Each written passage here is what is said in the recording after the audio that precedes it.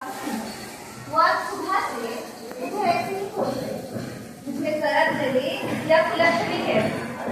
बेटियां तो वैसे भी घर के लिए करम जली और कुटुंब के घर के लिए कुलक्षणी होती है, पर बात यहाँ थोड़ी अलग है। आज मेरा परीक्षा करनी थी, परीक्षा करना ने रिजल्ट, और मैं दोबारा से फेल। एक बार फेल होने से मैं काफी गुजरे पूरे साल में मैं आत्मज्ञानी और लोगों के तानों से शर्मसार, पर वही कहानी दोबारा।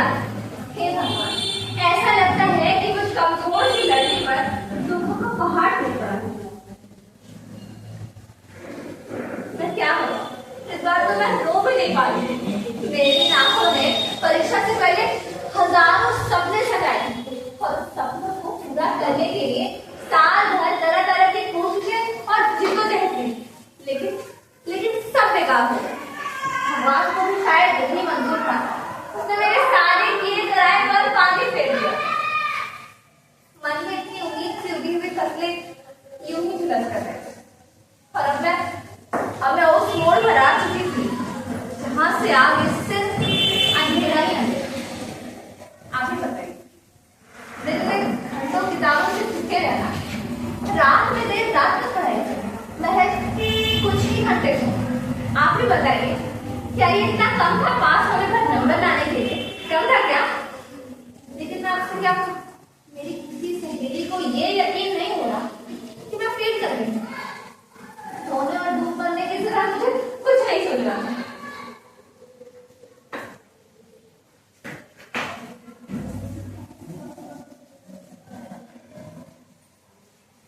आज तक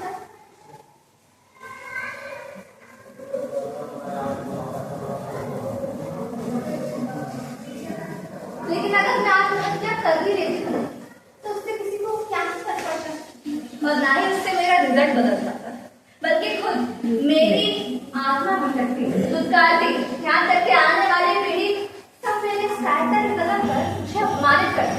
मुझे कहते, वो तो बड़ी भगौड़ी थी, फेल होने पर अपनी जाने ले ली।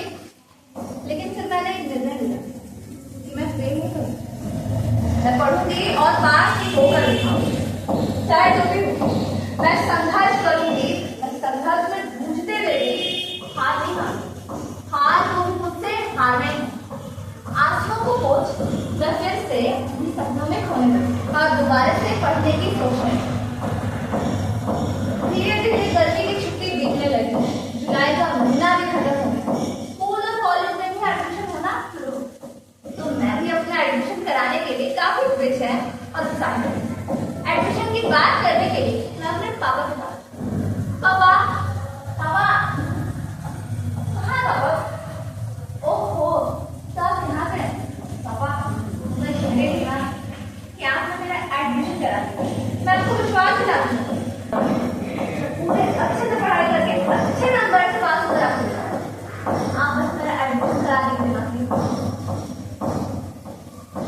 देखा, पापा ने तो मेरा एडमिशन ना कराने से तो साफ ही इनकार। तो फिर मैंने अपनी मम्मी से बात कर रही थी, लेकिन मेरी मम्मी भी कभी कभी सुना कर रही थी, और ज्यादा से ज्यादा मुझ पर बरस पड़ी। इसी तरह एक दिन मुझ पर बरस पड़ी और बोली, ठग्गो, हमारी ठग्गो 6 साल में इंटर पास करेगी, सरकार तो 5 साल की योजना बनाती है, लेकिन हमारी ठल्ली ठग्गो 6 साल की योजना बनाती। बेकार रहकर पैसा बर्बाद नहीं कर, कान मीरा काल की दुश्मन। देखा, मेरी मम्मी तो मेरे पापा से भी 2 कदम आगे निकली, वो भी मुझे पढ़ने नहीं देना चाहती, वो भी मुझे बिल्कुल नहीं समझती। माँ बहनों के तानों से बहुत टूटती जा रही। उनके इंतकाल ने भी मुझे उन जैसा चिड़चिड़ा और झगड़ालू स्वभाव का बना दिया। अब मैं क्या करूं? मैं बहुत चिड़चिड़े स्वभाव की हो गई, लेकिन मैंने अब तय कर लिया कि मुझे ही अपनी पढ़ाई के लिए कुछ करना हो, चाहे जो।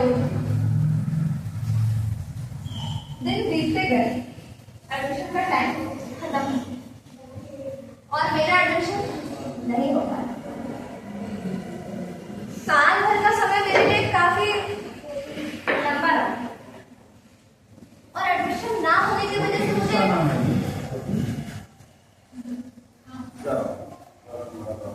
मुझे गहरा सदमा पहुंचा।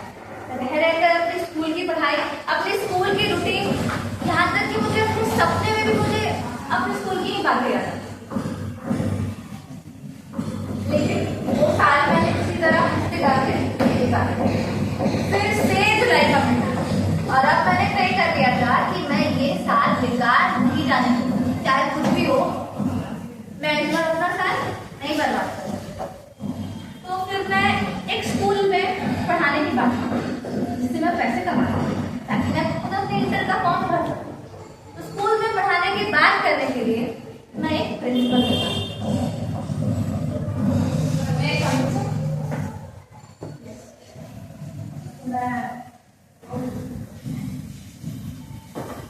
वहाँ के प्रिंसिपल ने मुझे बोला कि अगर बच्चों को आपसे पढ़ाने का तरीका पसंद आए तो हम आपको कंटिन्यू करेंगे।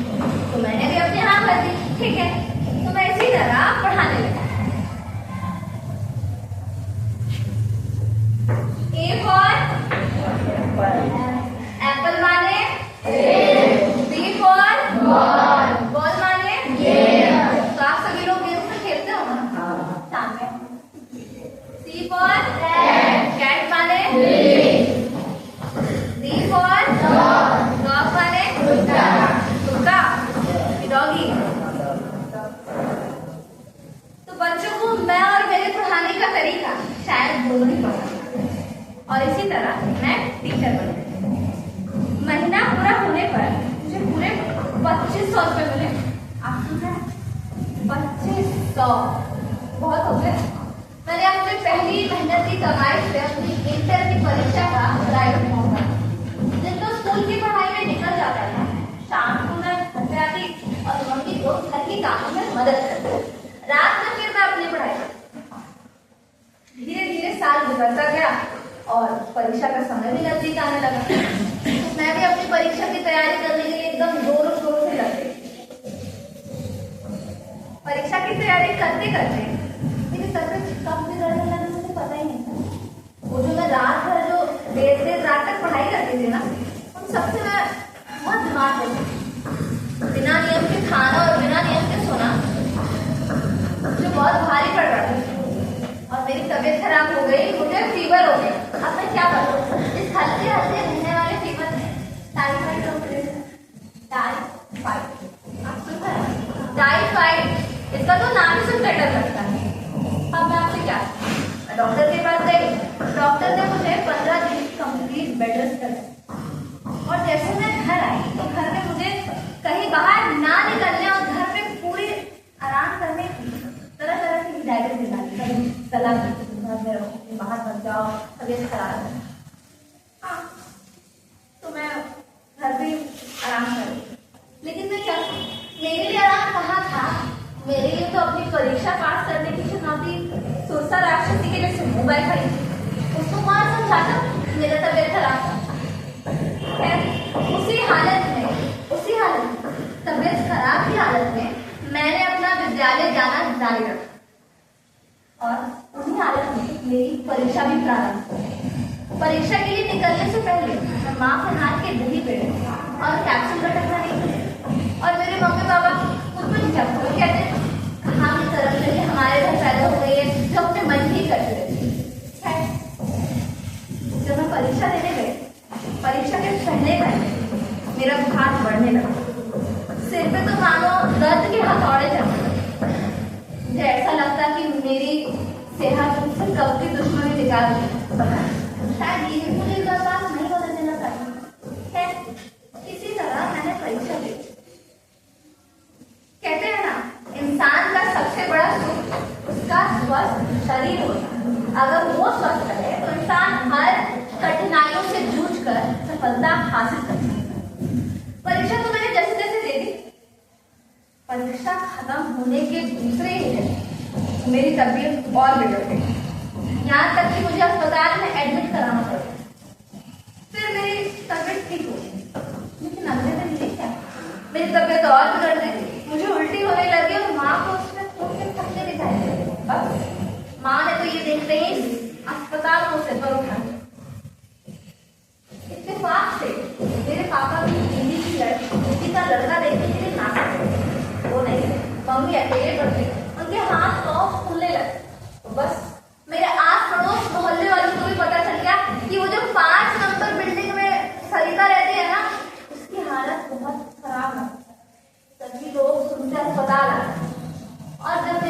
को पता चला तो वो भी नासिक से जो गाड़ी मिला फौरन तैयार कर।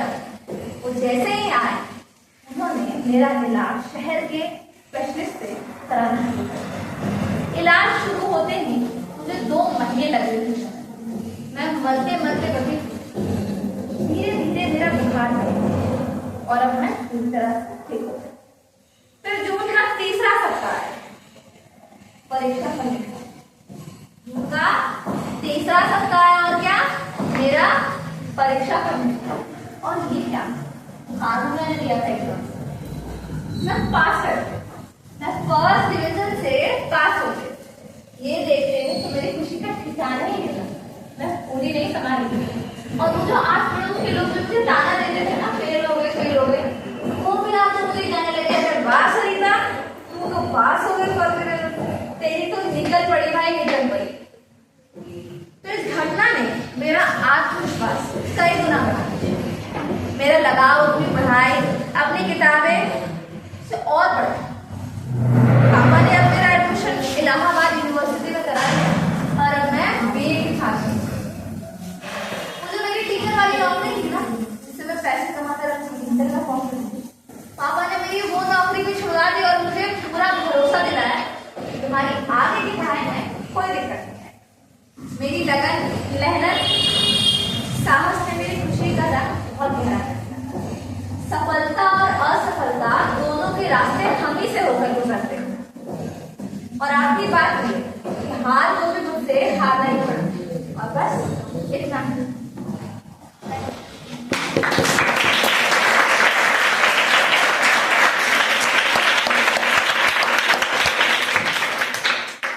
तो आप लोगों को कैसा लगा?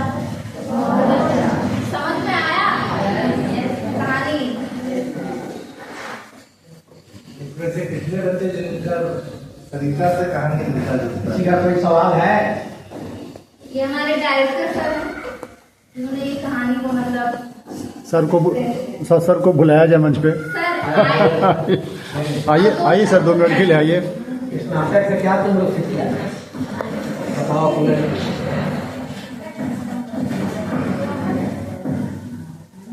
सर ही बताएंगे कि बच्चों को क्या मिला या सर ही बच्चे से पूछे। इस कहानी को बहुत अच्छा देखे और बहुत अच्छा लगा, लेकिन इस नाटक का बहुत सा पात्र है इस क्लास में उपस्थित है जिनका कैरेक्टर सरिता कहानी से मिलता जुलता है, चाहे वो लड़का हो या लड़की। इनमें से बहुत से ऐसे बच्चे हैं जिनको उनकी पढ़ाई से रोका जाता है और वो पढ़ना चाहते हैं लेकिन पढ़ नहीं पाते, क्योंकि वो लो क्लास फैमिली या मिडिल क्लास फैमिली से बिलोंग करता है। उनके लिए उनका काम पहले महत्व रखता है, बाद में पढ़ाई महत्व रखता है। जैसे ये लड़का है, ये लड़का काम भी करता है और पढ़ाई भी करता है। क्या नाम? इस तरह के बहुत से बच्चे यहाँ पे हैं जिनका कहानी सरिता से वही पढ़ने में अच्छा है। क्या काम करते हो?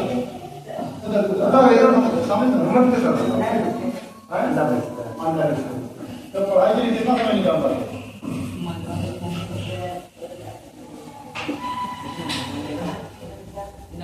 स्कूल के बाद फिर अड्डा देखो बहुत गलत से पढ़ना, ये तुम्हारा संघर्ष का समय चल रहा है। ये कहानी ऐसे दिखाया नहीं है कि हम एंटरटेनमेंट करें, मनोरंजन करें, आपको एक रास्ता दिखाया जा रहा है। सबके जीवन में कुछ ना कुछ दुख है, प्रॉब्लम है।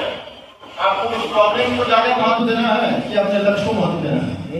जैसे बच्चे के साथ भी है कि घर में जाके आगे तो अड्डा वाला बन जाएगा, लेकिन अड्डा इसका साथ देने वाला चीज हो रहा है, इसको कॉपरेशन लेना है, अड्डा वाला नहीं बनना है। मंजिल आगे है, जिंदगी में बहुत कुछ करना है। अगर हमें अच्छी चीजों को प्राप्त करने के लिए अंदर तो क्या गंदा भी साफ करना पड़ेगा तो करना चाहिए, लेकिन आगे बढ़ना है। उसी में उलझ के आ जाना, उलझना होगा, आगे बढ़ना। क्या बनना? क्या बनना? जो बनना है बिजनेस मैन बनना है, बढ़िया है। अंडा एजुकेशन जरूरी है। ये बहुत मोटिवेशनल कहानी था जिसमें एक बच्ची का जुझारूपन, उसका आत्मविश्वास, कॉन्फिडेंस, सारा चीज दिख रहा है। और वह कैसे अपना प्रतिष्ठा स्वाभिमान समाज के बीच में स्थापित करती है, वह भी दिख रहा है। बहुत बड़ा बात है, बहुत बढ़िया है। चलिए, तो बहुत अच्छा लगा आप लोगों का फीडबैक सुन करके। हम चाहेंगे प्रिंसिपल साहब आते दीदी का अभिनय अच्छा लगा, अच्छी प्रस्तुति दी और तारीफ हो रही है।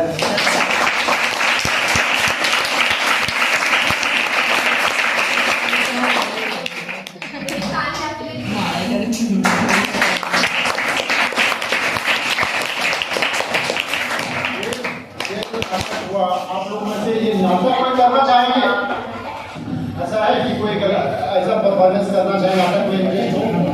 ऐसा नहीं, नाटक करना है, नाटक बहुत पसंद है, ऐसा भी नाटक होता है, स्टेज पे भी होता है, तो हाथ उठा। अगर कोई इंटरेस्टेड है नाटक करते हैं। मोनो एक्टिंग है, बहुत अच्छा एक्टिंग है। ताकि हम उसको आगे की बाकी ट्रेनिंग देंगे। ये भी एक अपने जीवन का एक बहुत मतलब की कैरियर है, नाटक कला का कैरियर है, पढ़ाई का एक हिस्सा है। पढ़ाई का हिस्सा भी। इसी में सर ये बच्चियाँ जो है बहुत बड़ी हो गई है, तो अच्छा लगता है। ये पेंटर मंत्रालय मैंने पिकारी की स्टूडेंट रह चुकी हूँ, ठीक है। अगर आप लोगों में से कोई भी इंटरेस्टेड होगा ना नाटक सीखने को लेके कि मुझे अच्छे से नाटक सीखना है, तो सर यहाँ पे है, मणिकांत सर नाम है उनका। आप अपने प्रिंसिपल सर को नाम दे दीजिएगा, वो सर स्कूल में आके आपको नाटक सिखाएंगे। आपके स्कूल में आपको आके नाटक हम ये सिखाएंगे, आपको कहीं जाने की जरूरत नहीं। इंटरेस्ट जगाइए, है ना। ऊपर वाले क्लास में हमने कुछ बच्चों को देखा, उन्होंने हाथ पकड़ किया, हाथ बढ़ी है, तो हम सब बकायदा ट्रेनिंग रख देंगे यहाँ से। स्कूल में होगा एक नाटक तैयार करवा देंगे स्कूल का, जो कि आप लोग दूसरे स्कूल जाकर दिखा भी सकते हैं कि हाँ ये बढ़िया बोला स्कूल का नाटक है। इतने समय जो मैडम आपके बीच दी है, उससे आप लोगों को कोई देवी हुआ महसूस हुआ? बोलो, महसूस हुआ ना? क्या फायदा सीखा वो बता दो। बोलो, क्या सीखी तू? मेन थीम बोलो ये थी, क्या सीखा जीवन में करने के लिए इस नाटक के माध्यम?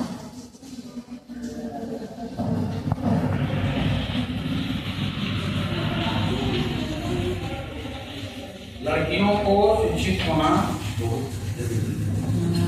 जीवन में बहुत सारी कठिनाइयां आती हैं पढ़ने के क्रम में, उसमें हमको पीछे नहीं हटना है। हम कठिनाइयों को पार करते हुए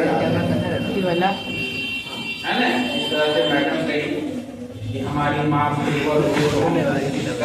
पुकारी, उसके बाद भी हमने हिम्मत नहीं हारी, क्या की?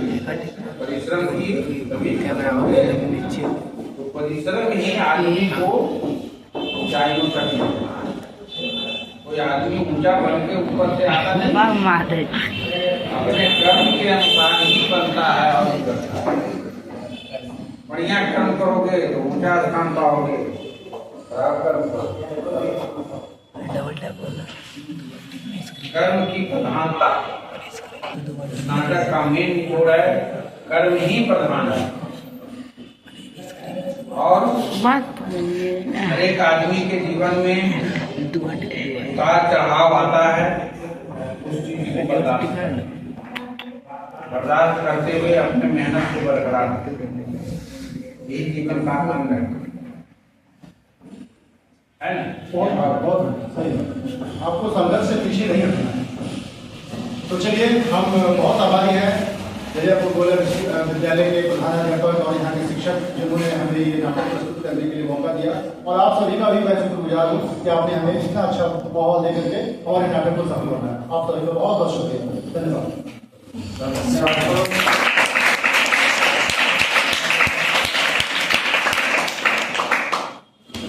और एक बात और, अगर आप में से कोई कभी भी फेल करेंगे या आपके दोस्त फेल करेंगे, हम उनका मजाक क्या करेंगे? नहीं करेंगे, ठीक है? और आज करते हैं तो कभी नहीं सोचेंगे कि उसको सपोर्ट करेंगे, धन्यवाद, बात होगी, ठीक है? मजाक नहीं बनाना।